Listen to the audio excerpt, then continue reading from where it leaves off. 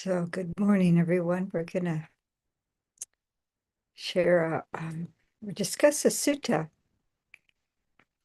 that's, I think is really important. A year ago, I uh, spoke on the sutta. I went through the sutta, speaking more about the ways to overcome the hindrances. This sutta is on talking about the five hindrances. It's talking about the state of mind, actually, and the way the mind is affected by the hindrances.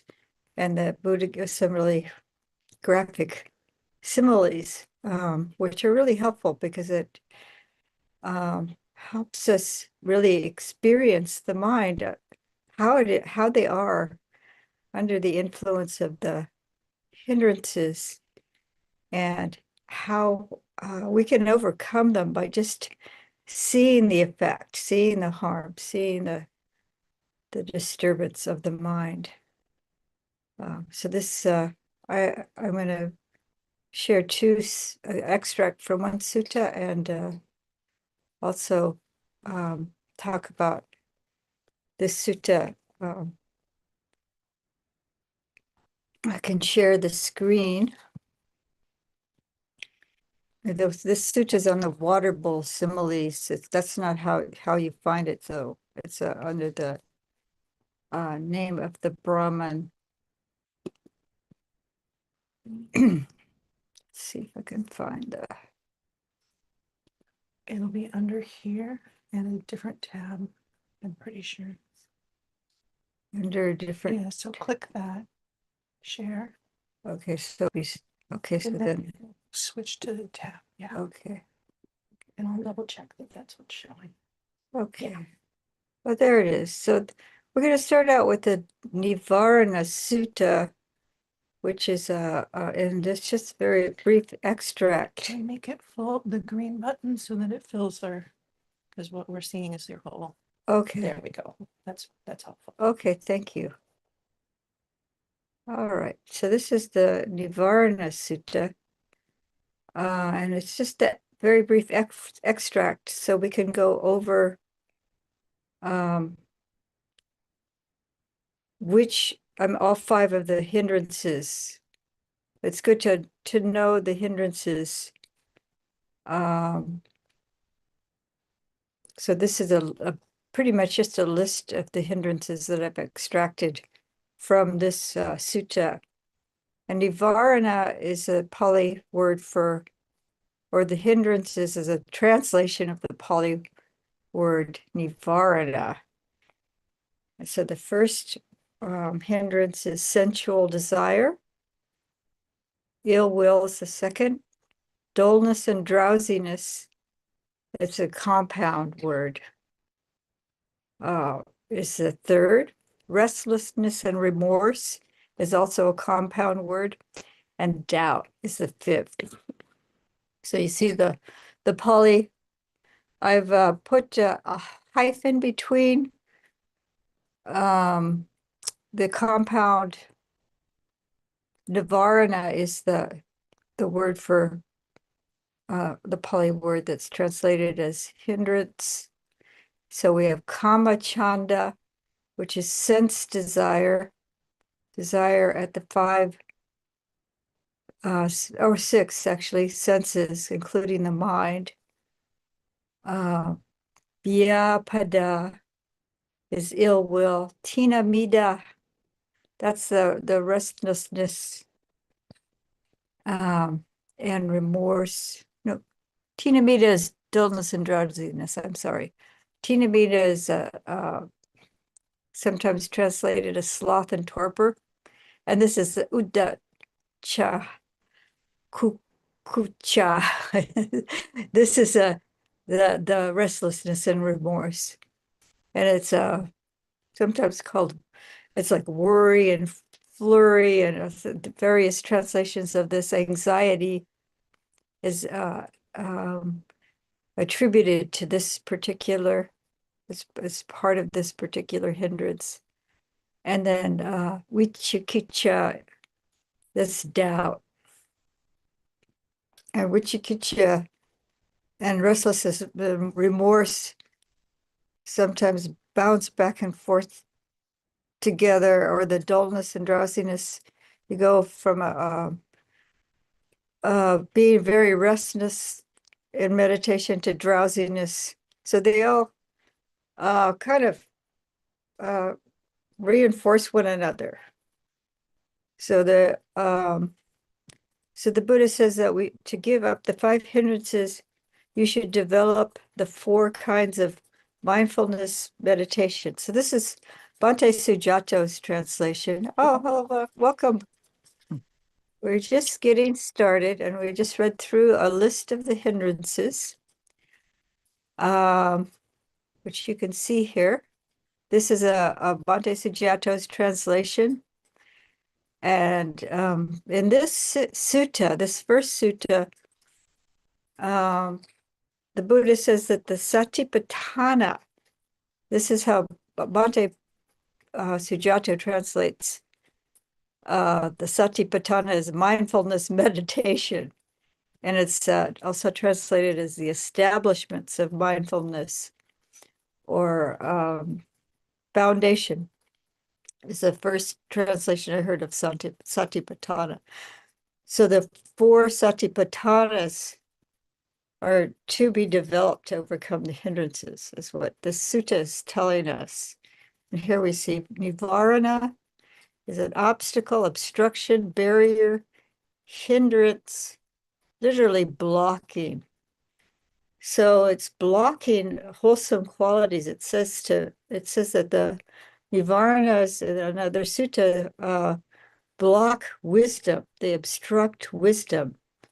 And they're called a hindrance to attaining jhana, to attaining samadhi.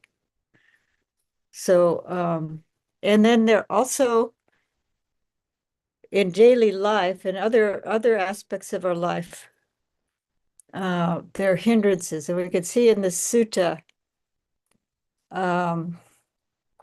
how this Brahmin comes to the Buddha, the one we're going to look at in more detail. Excuse me.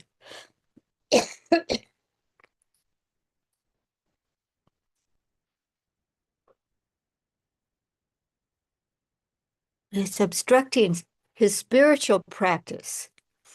So in this sutta, this is at the end of the sutta. This sutta is in the Bojjhanga Samyutta in the Samyutta Nikaya. You see the reference here, SN.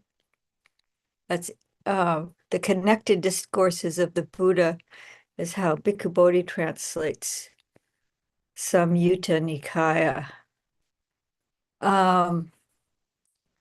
And this is from the Anguttara Nikaya, this first one we looked at. But I just grabbed this list from this sutta so that we could just see the names of the sutta just as the list to start with. Excuse me. So this at the end, this comes at the very end of the sutta. Welcome. Thank you for joining. Let me move this, try to get to move the, I think grab it at the top. grab it at the top. Yeah, and then move. Oh, I want to, grab it in the black bar space. yeah, I want to get it just up here. So Right. So grab, it's go not, down a little bit, up a little bit. Now, okay. there. Oh, there it goes. Great. Wonderful. Yeah, thank you for joining. Yeah, so this because it was obscuring my vision. I love to see people joining and all that, but the bar that has the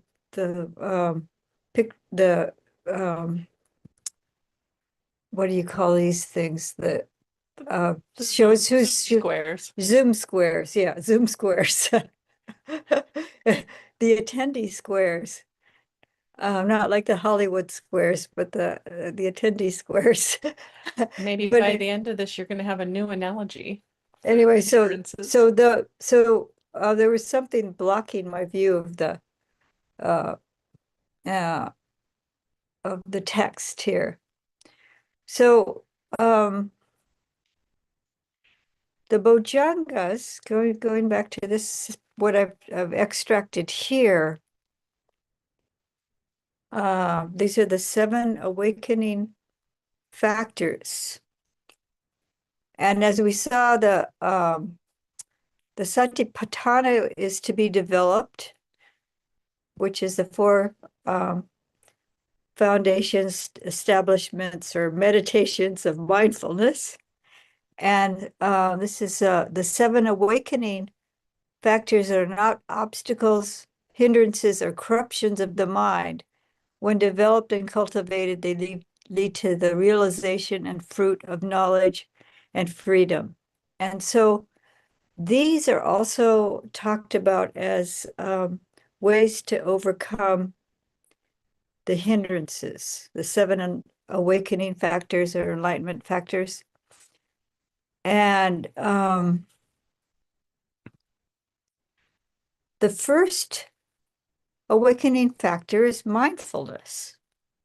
So that fits in together with the if you fulfill the Satipatthana, then the mindfulness becomes an awakening factor. But in the meantime, as you're developing the Satipatthana, you're developing the awakening factors, and you're working at overcoming the hindrances. So I think Ajahn Brahm said that there's 5 hindrances, and there's 7 awakening factors. So the good guys outnumber the bad guys. But we have also the force of the Satipatthana, the 4 Satipatthanas.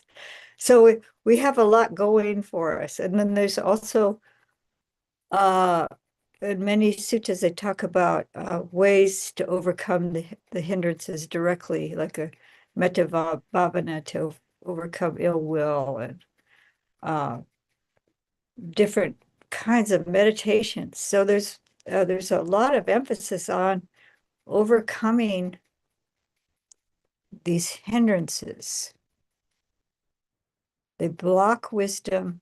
They block our ability to clarify our mind, to come into samadhi. In order to really have a clear mind, to develop that wisdom.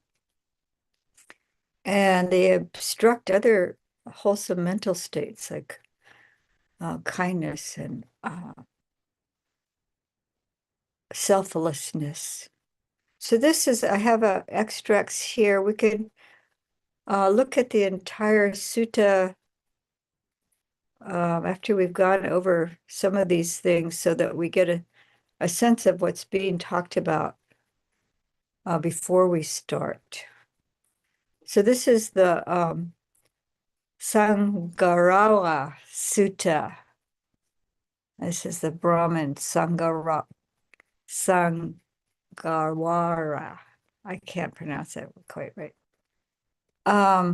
So this is Bhikkhu Bodhi's translation. I've just taken 2 extracts of the first when he's starting to talk about the first hindrance, which is kamaraga.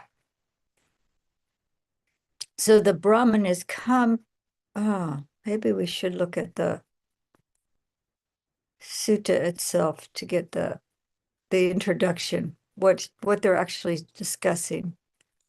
I think we should do that, actually.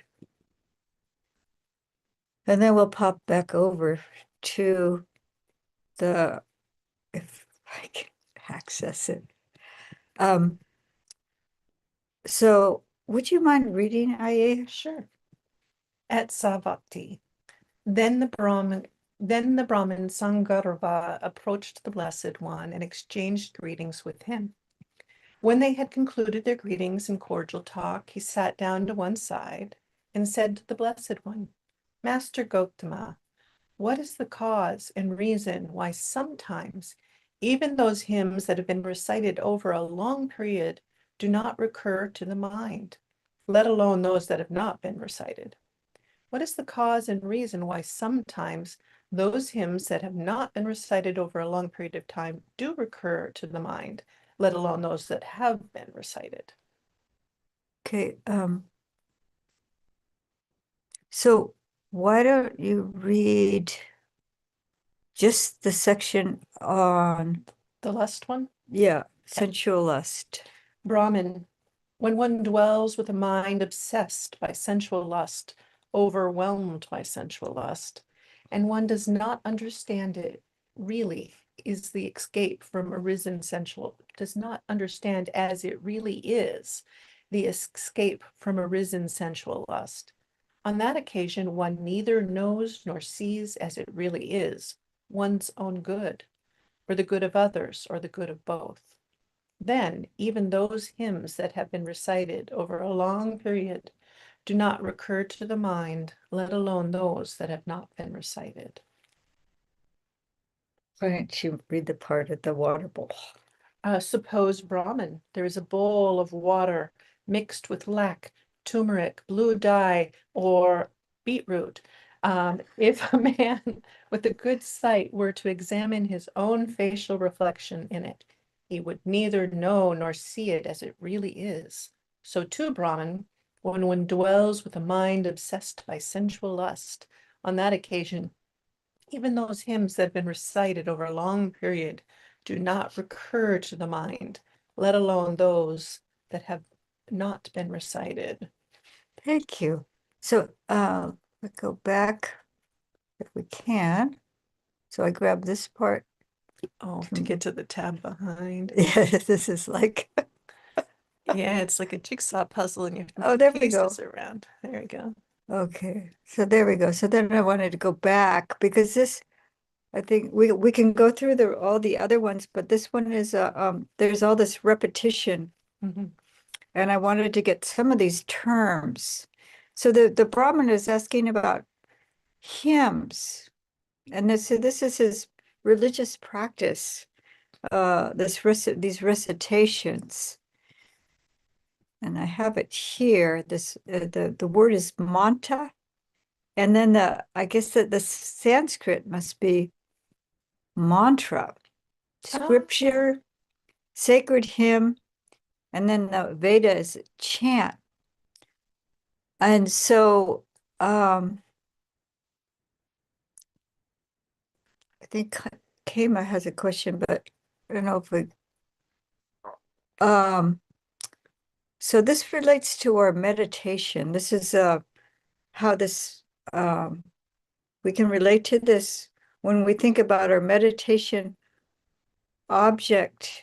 If you could put it in the chat, maybe Kema, that would be great. Um this relates to our meditation object. So for the Brahmins, that was their form of meditation. And even in the Buddhist tradition, there were and still are people that memorize the suttas, and they spend um, hours chanting the suttas, or people memorize sections of the suttas and they contemplate that. So it's a form of meditation.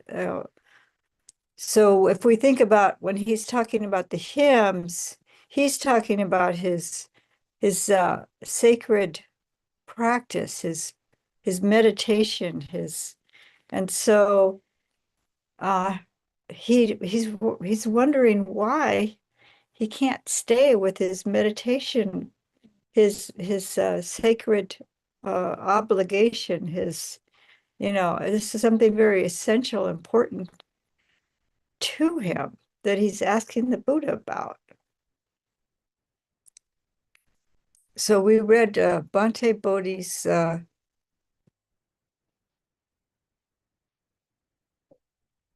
translation when he says, Brahman, when the mind dwells with the mind obsessed by sensual lust, overwhelmed by sensual lust.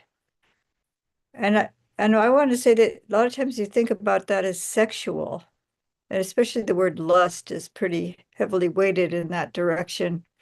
for how we understand that now, but it's sense desire, and kama is a here's kama. I have that somewhere down below this, I think. Kama, It's just not highlighted, comma. but there it is. Kama raga. Kama raga. There it is. Thank you.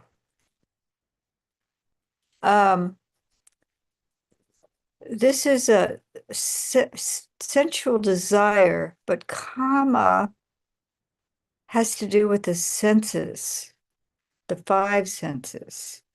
So desire, the five senses. It could be my desire for a cup of coffee. And then even when I was holding this bottle, I mean this bowl of water that has been tainted with beet juice. Uh, I was looking at it because I was pretending I was trying to see my reflection in it. I can't see through it. Everything I look at is as obscured, and Yeah. also, like my hand underneath, it's a different color. Yep. So it's colored. So, but I was looking in it and I was smelling, getting some of the aroma of the beet, and then immediately I was feeling some desire. The desire came up for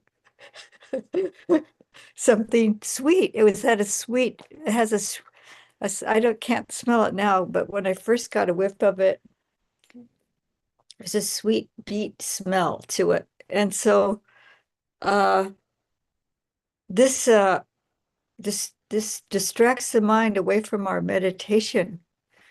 Um and people get obsessed.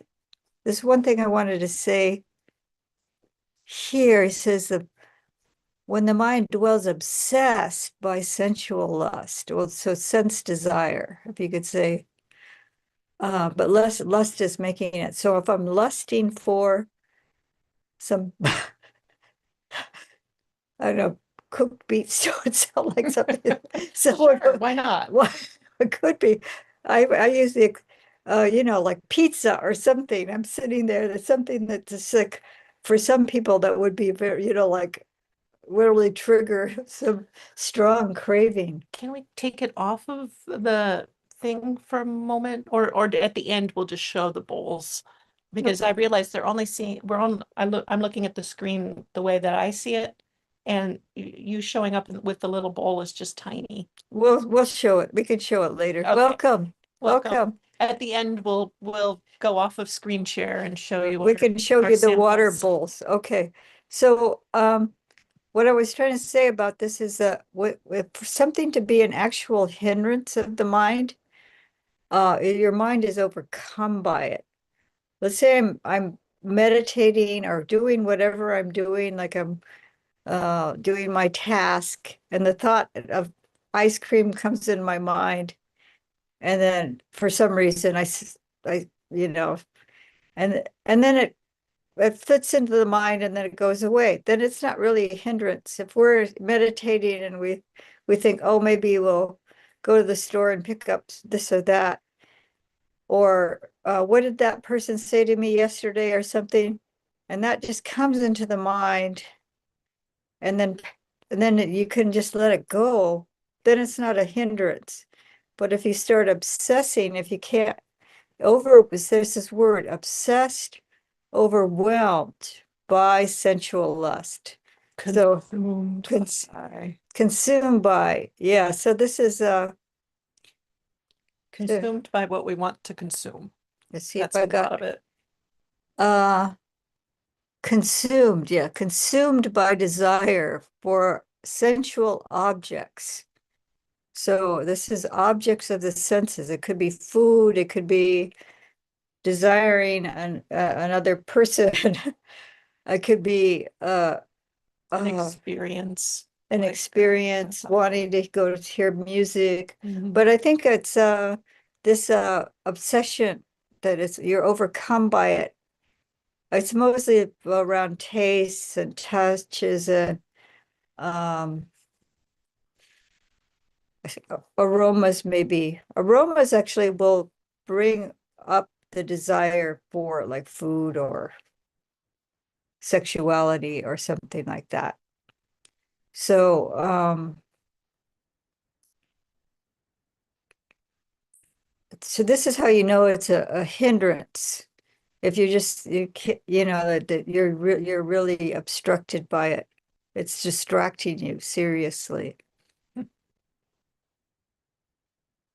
So the first word here I have is cetasa, which is with mind, by mind, or with thought, with intention. And you see this chit is the root. And that so cheta, the has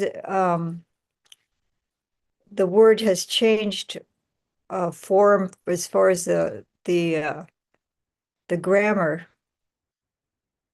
I'm not a Grammarian. grammarian or whatever.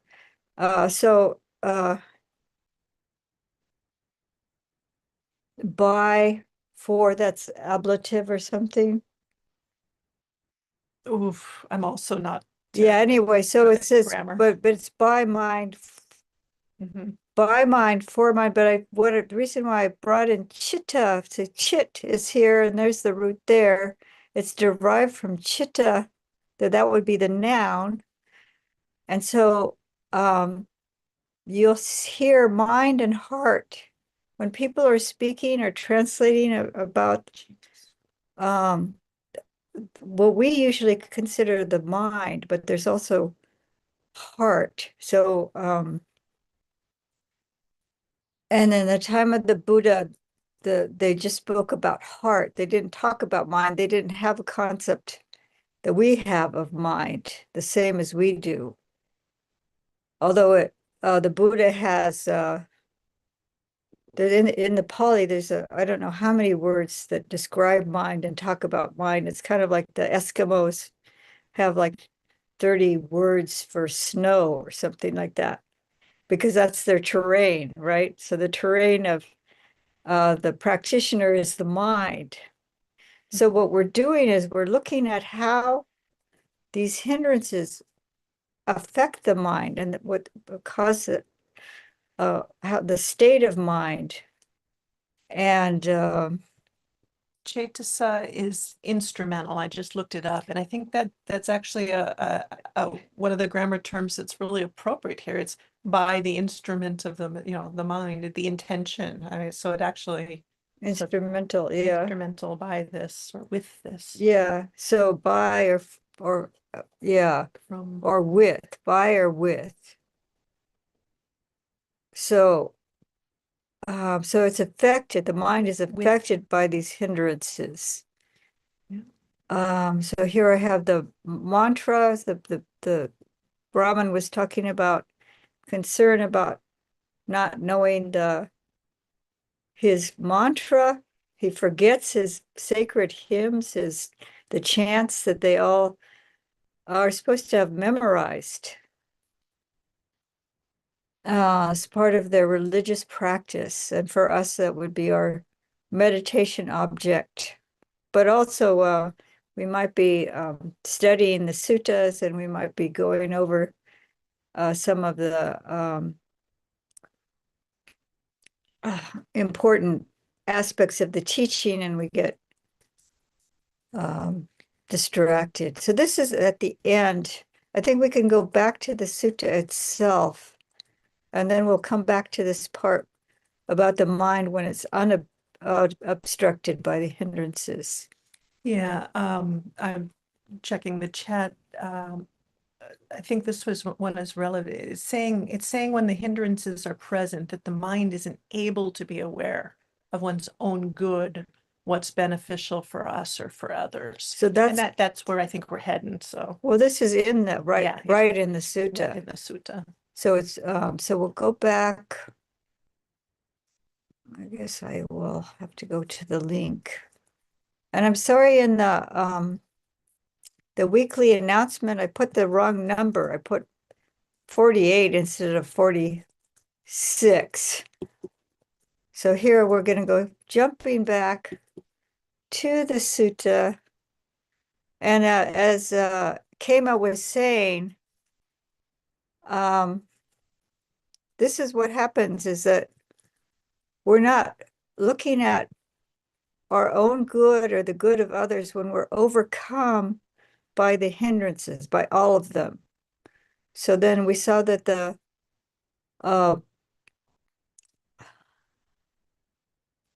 sensualist was the simile is a bowl of water that has dye in it, and then we can't see things clearly. It's also kind of like wearing rose-colored glasses or something like that. Can I see the bowl? I think that might want to work. Rose-colored glasses. Well, yeah, this is the bowl again. I'm gonna hold it up to the camera. Hold it to the camera. Oh, Yeah. yeah, So- cats. We'll show them bigger at the end when we go off a shoot. Yeah, but that's the thing. But If it is. but you You can't. can't see us through it. Yeah.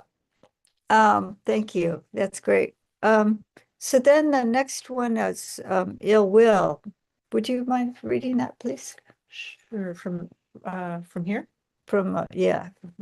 Again, Brahmins, when one dwells with a mind obsessed by ill will, overwhelmed by ill will, and one does not understand as it really is the escape from arisen ill will, on that occasion one neither knows nor sees as it really is one's own good, or the good of others, or the good of both. Then even those hymns that had been recited over a long period do not recur to the mind, let alone those that have not been recited. Suppose, Brahman, there is a bowl of water being heated over a fire, bubbling and boiling. We don't have an example of this one. If a man with good sight were to examine his own facial reflection in it, he would neither know nor see it as it really is.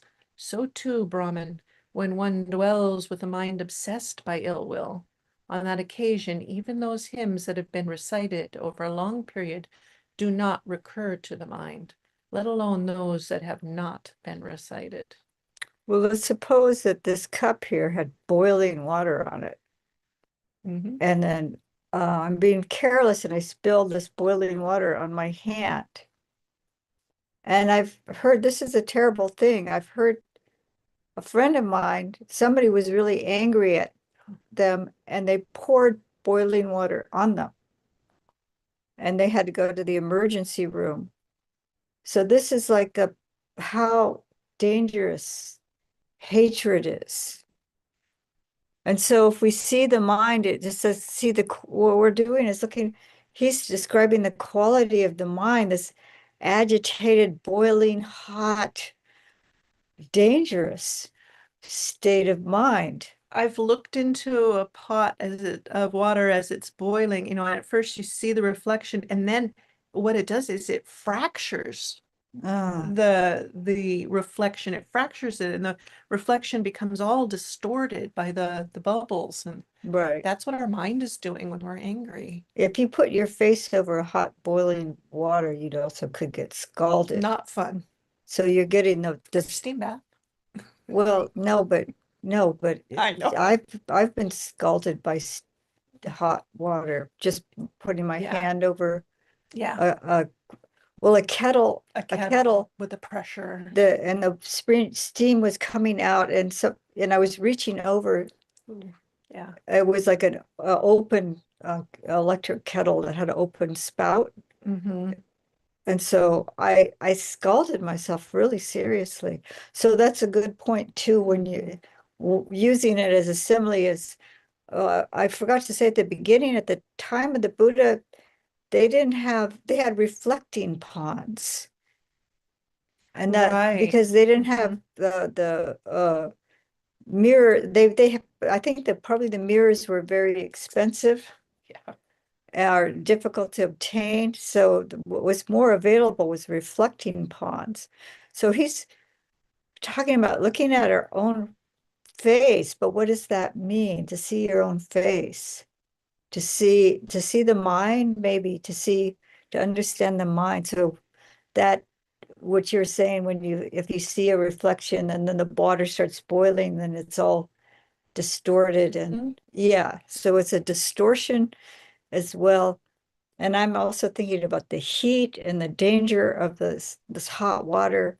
So we harm ourselves first, even if we don't say or do anything that affects anyone else. If I'm just sitting there being really angry about somebody or something, this is a harm to my own mind. It's a harm to my body too, because the stress of that anger is very destructive.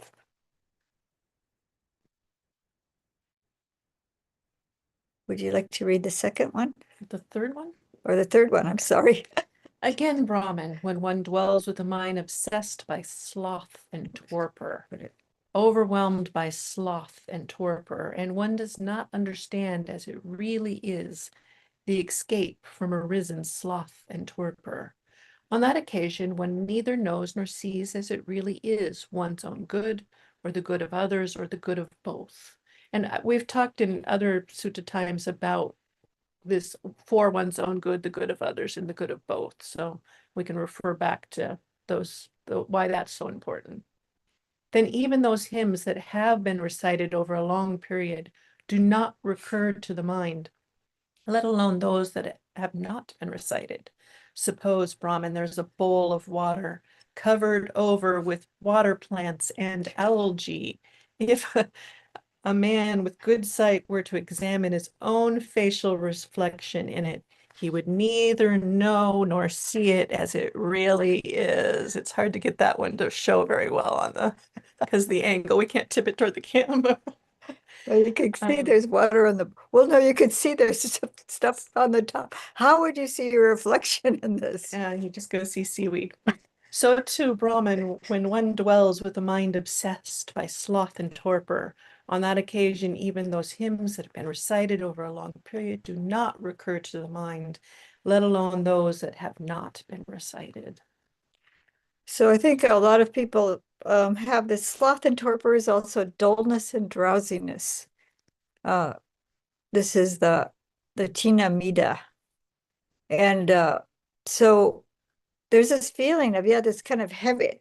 I mean, like I also think about if I'm swimming in the water and I try to come up and how do I get out?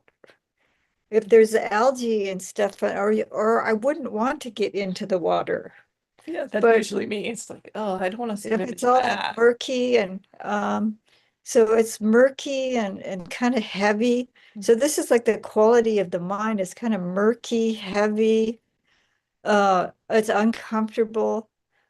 When you're trying to meditate, we use sometimes you just give in and you want to take a nap if you're not in a meditation hall, but if you're in a situation where you're sitting with other people and you're trying to, or you're sincerely wanting to meditate and uh and you don't give up and you're just like falling over and you're trying to stay awake. uh it's I used to call it sloth and torture because it's so uncomfortable. Yeah. It's like but there's that heavy feeling and then yeah, so the clarity of the water is just not there at all. You can't even pretend there's any kind of ability to see things clearly. And so this is certainly not for one's own good. And then you're interacting with, you can't remember. I mean, like, yeah, if the Brahmin is trying to remember his sacred hymns, he's, he's not able to. Should I read the next one, but Yeah. shorten it? Yeah, you could read the next one. Okay, suppose, Brahman, there's a bowl of water stirred by the wind. Oops, wait, I jumped way too far. So again, Brahmin, when one dwells with a mind obsessed by restlessness and remorse, overwhelmed by restlessness and remorse, one does not understand as it really is the escape from the arisen restlessness and remorse.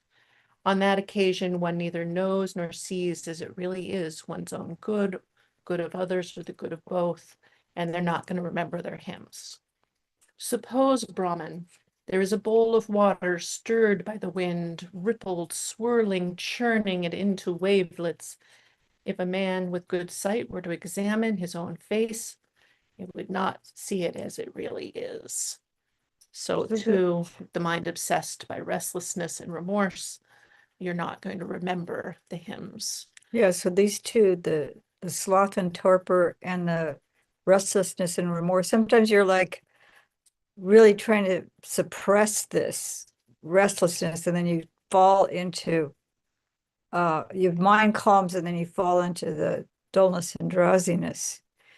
But a lot of people spend a lot of their time in this hindrance, and it's going back and forth between the past and the Oh, yeah, present. And this, so it's sometimes called future. restlessness and anxiety, Mm-hmm. because there is an aspect of anxiety here. So then if you examine your own mind, you can see it's very stirred up, like stirred up by the wind, agitated, and just kind of blown one way and another way. So then we can get to doubt. Okay. And so for our last of the 5 hindrances, one dwells with a mind obsessed by doubt, overwhelmed by doubt, does not understand as it really is the escape from the arisen doubt. One neither knows nor sees as it really is one's own good, the good of others, or the good of both, and does not remember the practice, the hymns. Suppose there is a bowl of water that is turbid, unsettled, muddy, placed in the dark. So not only is it just muddy, now we're going to also stick it in a dark room. That's how bad this is. Then someone with good sight were to try and examine their own facial reflection in it, they would not know nor see it as it really is. This is the mind obsessed by doubt. Okay, this why the hymns recur, it talks about the absence of each one of the hindrances, and it's so ellipsed, it doesn't give details that really is useful, so we won't read through it, but I'm going to go back to the document and we're going to talk about that. And we've got 15 minutes. So this is so we talked about chitta and cetasa. So this is what we're really focusing on, is the mind itself and how here we go.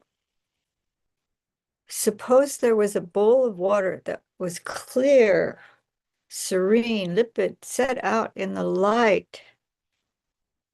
We have to get more light on it, but you can see there's more light on it. There, kind of. But you can just imagine if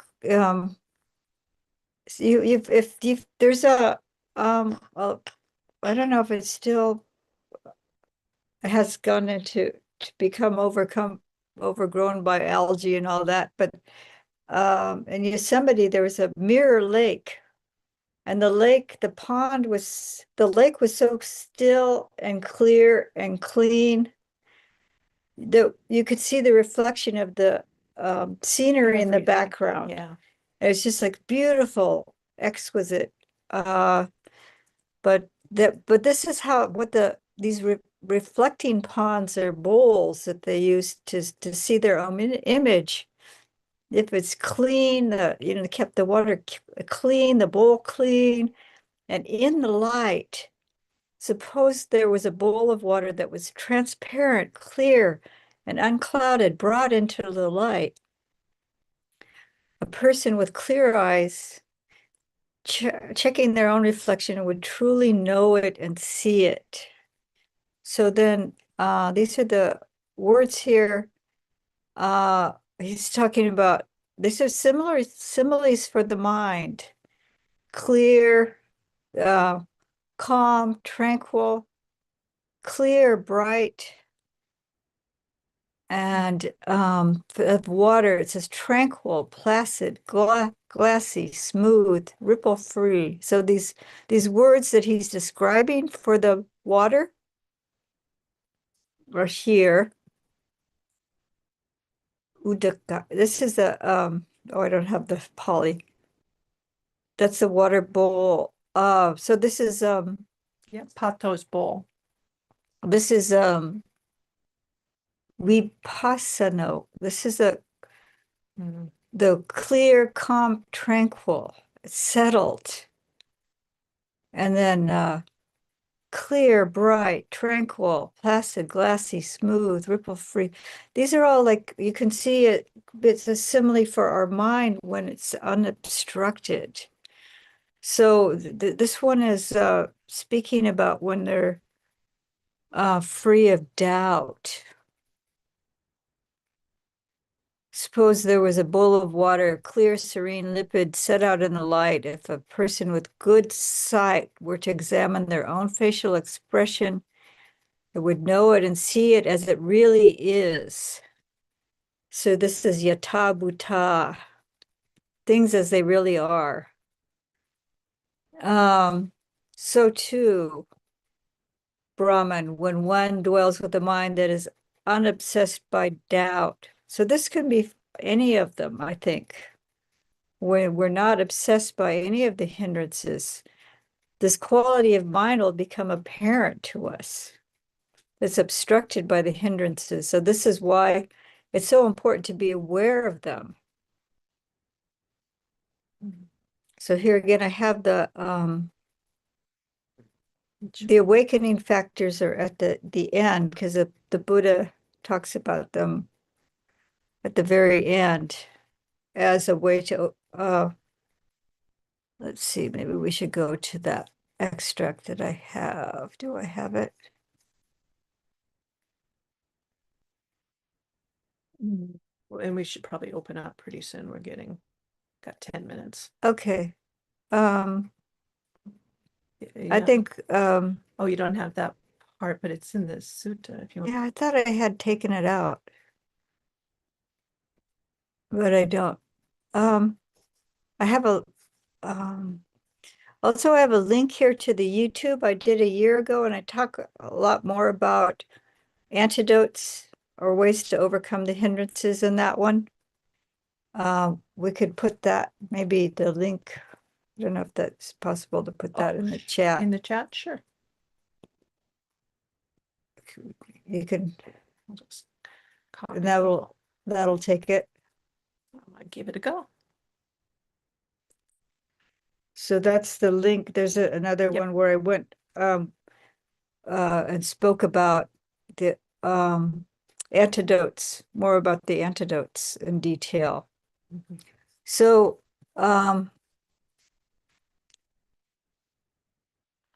okay, I could read that last yeah, if you read the sutta. Yeah, please read the last could paragraph. Just take it off the share and then okay, because that's not on the screen. These 7 factors of enlightenment are non-obstructions, non-hindrances, non-corruptions of the mind. When developed and cultivated, they lead to the realization of the fruit of true knowledge and liberation. What's 7? The enlightenment factor of mindfulness is a non-obstruction. The enlightenment factor, oh, it doesn't list them. That's why I had those. Yeah, okay. The enlightenment factor of investigation. Okay. Yeah, do you want? Okay, so there's yeah, okay, we can go back to that. The enlightenment factor of investigation of principles of energy, rapture, tranquility, immersion, and equanimity. That's Bhante Sujata's translation. Is a non-obstruction. These 7 factors of enlightenment are non-obstructions, non-hindrances, non-corruptions of the mind. When developed and cultivated, they lead to the realization of the fruit of true knowledge and liberation. When this was said, the Brahmin Saṅgarava said to the Blessed One, "Magnificent Master Gotama, from today let Master Gotama remember me as a lay follower who's gone for refuge for life." Sadhu, sadhu, sadhu. Okay. So yeah, so We can open it up and we can show our so this study. is Kamaraga. This is the Do it this way. So you look through the bowl. Not so well. All right.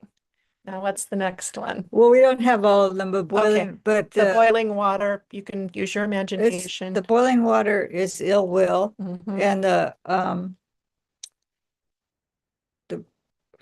I don't remember this is That's the sloth and torpor. this is a sloth and torpor. This kind of hard to see through that.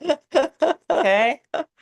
and this And okay. restless is the here you can do a and then you got to blow over it or yeah, shake it. Well, if the water's boiling, then yeah, There, that would be boiling. water. And Okay. then the This is wind blowing over it. All right. so Okay. that's restlessness. The boiling water is the ill will, and the And then here is the muddy there. can't see. All right. Wait. Oh, Now, Oh, okay. so if Sorry, we're so probably making people dizzy here. if um If it's yeah, still, if it's still this if I'm holding it, it's then you gonna can see that yeah. there's If a it's still, you can get a better. It's still.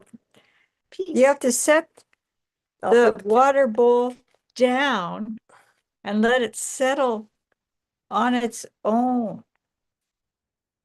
Yeah. This is Ajahn Brahm talks about this. You just set it down. You let it go. You just, yeah, instead of trying to control it, if you try to control it, and even neurologically, it's impossible for it to be absolutely still.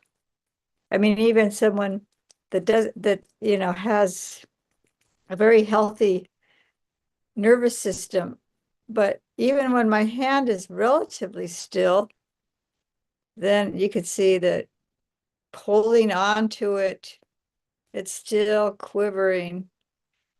So to allow the mind to still, we just have to let go, like Put it down. set it down, and then it'll just calm it on its own. Like it's still wavering a little bit now. I can take my camera down again. Uh-oh. And then Okay. after a little while, Yeah, there we go. the water becomes still on its own. Oh, Oh, sorry, can you put that I'll up? put it back. Yeah. I just got to. All right. And we could open up for questions and comments. Yeah, and we can stay on a little longer too. We only have 5 minutes of the program. But we can stay on for a We bit. can stay on for a bit. It's okay. We can go over. So any questions or comments? It seems like you were There were some good questions, just coming up. in the chat. Someone had missed the beginning one about the hymns. Fernando. Hey, hello, Ayaz. So I have a few questions, but I'm not going to go through all of them. The most important ones I want to clear up was one, how can someone get rid of the overwhelmed hindrances? Right, like sometimes like I'll be sitting down and like last night I was meditating and my mind made this whole drama up, right? And then I was like, okay, I need to like get up, move around, then come back and sit down. But like yeah, what do you recommend on that end? Thank So you. this sounds like restlessness. One thing is, if you know the list of the five, that's why I had the five. I could share this also if people want the document. You could just email Pasadi Vihara and I'll send it. And but if you have know what the five hindrances are, even just by name, you can get an idea of what's going on with you. And it sounds like you were restless because you wanted to get up. And try, if you can resist that restlessness, it's really helpful without getting up. But what you do is you go, oh, this is restlessness of mind. And this is how the body and the body gets restless too when the mind is restless. Or the body could be restless for some reason, and it makes the mind restless. Like I just had a cramp in my leg. Or I'm having some pain in my back or something like that, and the body wants to move. And sometimes we're just resisting like something that we need to really care for the body. So sometimes if I just shift my position just slightly and just try to settle, sometimes that helps. You can look at that. You can look at what's going on with the body, or my shoulders are all punched up, and then I go, okay, can I relax? And so if I relax the body and bring the awareness away from all that mental agitation, and also the thing about, can I set it down? Like that's the thing with the restlessness is as it's like I want to control the water. I want it to stop. I'm trying to get it to stop and it's not. And it's like, or And that's the obsession part of it. Yeah, so this is it. And so I'm trying to control the mind. Or I want I want those thoughts to stop. Stop thoughts, stop thoughts. So what's happening to the water? It's getting, it's getting jostled around. So I could just say, sometimes it's thoughts of the future. I've got to do this, I've got to do that, and I haven't finished this, and can I set it down? Can I, oh, this is like my poor mind is just quivering, and can I just set it down and let it rest? I So that I think that so first is bringing awareness to what's going on, bringing awareness to the body, try to caring for the body, and also can I just set it down? Just trust that you're going to take care of it later. If it's really important, sometimes there's things that are going on in my mind and my mind's really agitated. I got to solve it. I've got to solve it. And then the next day I've completely forgotten about it. It's like, was it really that important if I completely forgot about it the next day? So another thing is, you say, when I get up from my meditation cushion, I'm going to write down this. I'm going to remember to write. I'm going to trust that at the end of the meditation, I'll remember what it was that I was wanting to do, and I'm going to write it down at that point. So I'm going to let it go. I mean, you can do these different things just as how can I let it go? Or if it's remorse, it's like, it's done. It's a past. There's nothing I can do to undo it now.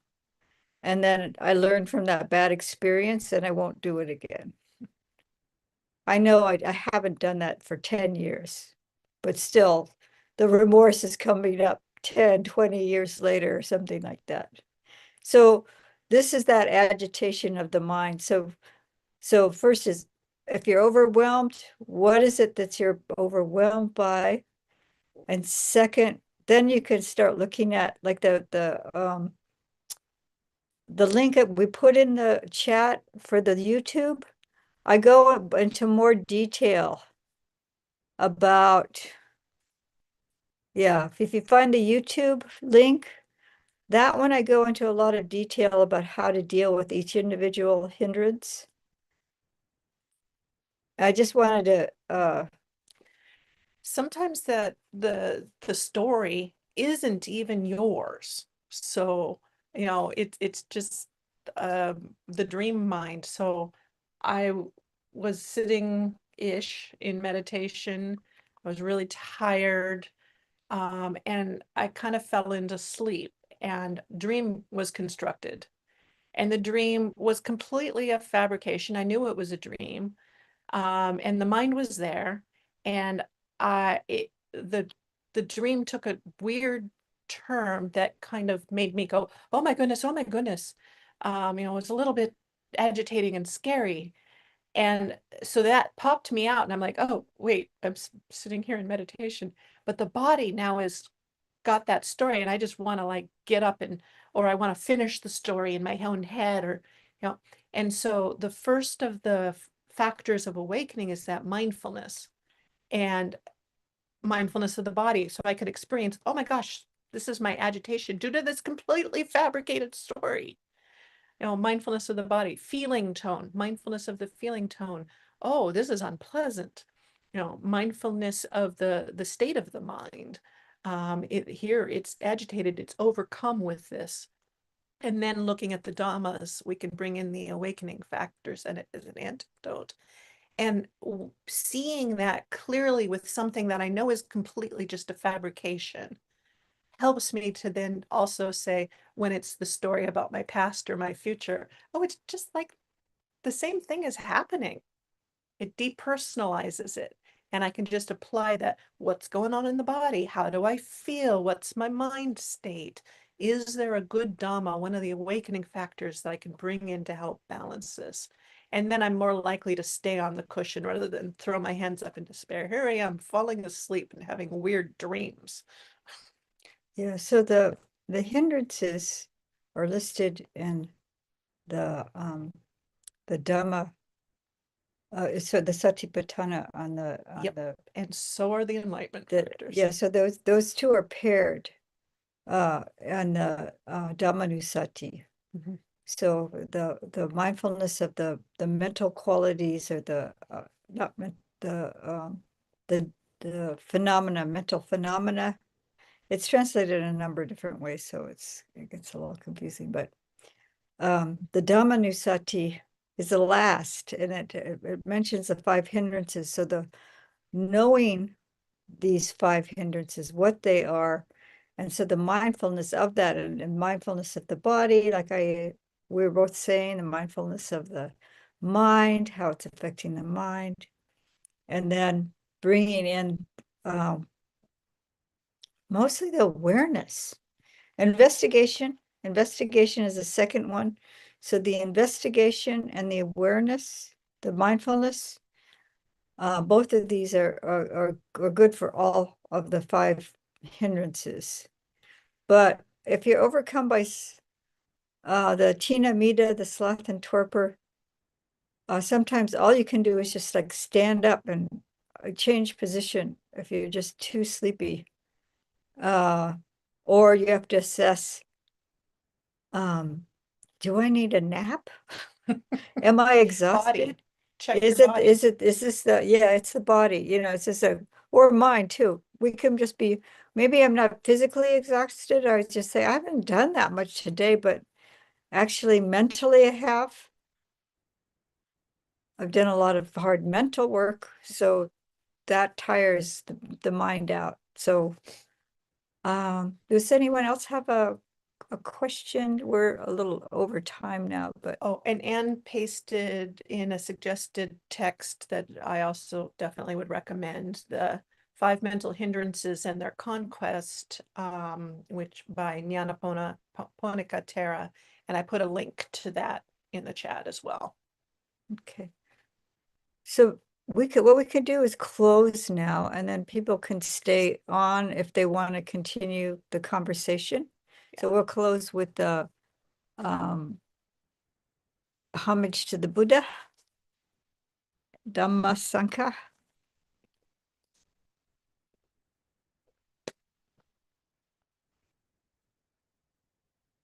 Try not to knock over any of these bowls of water. Especially the one with seaweed floating in it.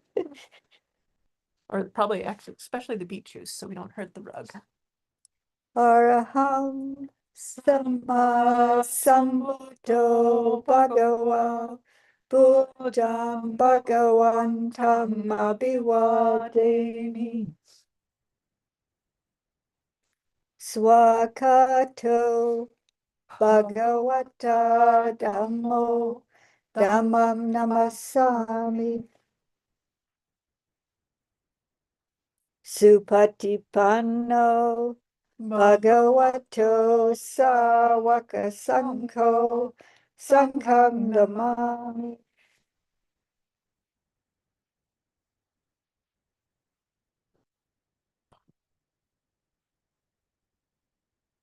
Thank you so much for joining us. So Thank you. Oh, Thank you. I